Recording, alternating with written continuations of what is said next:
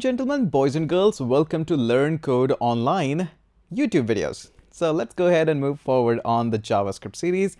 Today, you're going to be designing another feature for me using the conditional. And I'm so thankful to you that you're designing so many features for me. Really, thank you. So now let's look at another scenario here. This is the login screen that we are having, and we are allowing the user to log in from email, from Google, and from Facebook.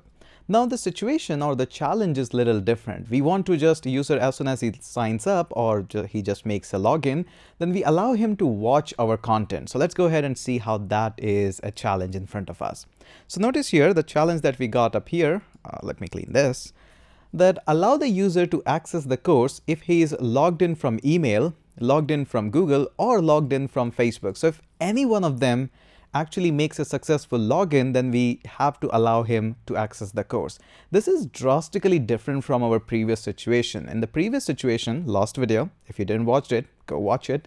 You're going to notice that last situation was different. We were allowing to make a purchase when everything is just true. But in the case of login, we are a bit more lenient and we want just either one of the conditions should be just true and we are just all happy with that. Now we're going to do a simple assignment thing as well here. I'm going to do the bit complex part. You're going to do the easier part. Again, just feel free to do whatever you want to assume which one is complex. Okay, so how this is going to be done, first and foremost, we're going to create a few variable and we're going to call this up as simply email, Google, and Facebook. So we're going to say email. Let's just call this one as true. And this one is going to be Facebook. And that one is going to be false. And finally, we are going to have a Google, which is going to be maybe false. Again, it can be anything. Now, we want to do these conditional check for all of these three things. And if any one of them is actually true, we just want to go ahead and do that. Now, surely you can go ahead and do a whole lot of if and else through this logic. But now you can see that this is going to make our job a whole lot of complex, that we have to do if, then if, a whole lot of if blocks needs to be written. In that case, one of the idea can be just write multiple if statements, something like this. If email, then we're going to go ahead and do a console log that says something like login success.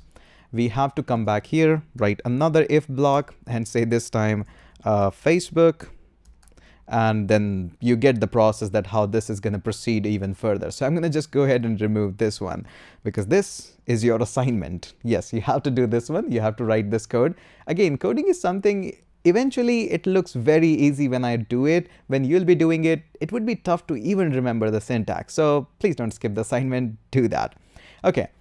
So what could be the more easiest solution? The approach that we have studied in the last one, this kind of approach is much more easier in that case. It's going to produce clean code, readable code. And that's why eventually you're going to turn up in writing code which is similar to this one. Let's go ahead and do that. So how can we do that? We can use the conditional, again, our logical operator, which are and or. There are more actually, but these ones are good for us right now.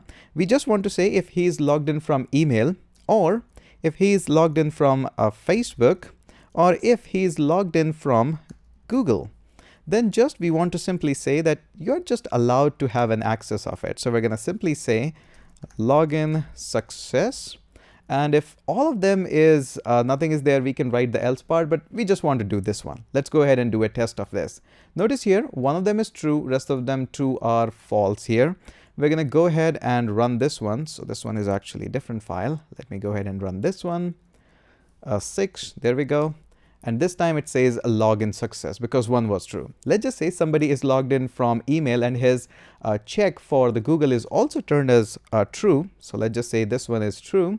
Now again, you're going to notice we just need one to actually make a login success. So there we go. We again see a login success. When all of them are going to be false, then he will not be allowed to access the course. So this is a true difference between how or and a use case scenario of or actually and or works here. Again, we will be coming up with more such scenarios so that you can truly understand that where I'm going to use these all things which I'm learning, because just assuming these and or, it looks complex, that there's going to be no use case scenario for these one. Why am I even learning it?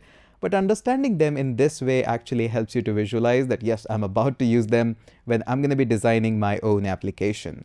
So there we go. And again, don't forget the assignment where you have to write much more code than me. And you might be jealous of me that why you have to write the smaller code. It happens. Okay, so this is a bit more, and we're going to be getting a bit more examples and working files and a whole lot of things. I hope you are enjoying the series. If you are enjoying the series, consider hitting the subscribe button, and I'm going to catch you up in next video.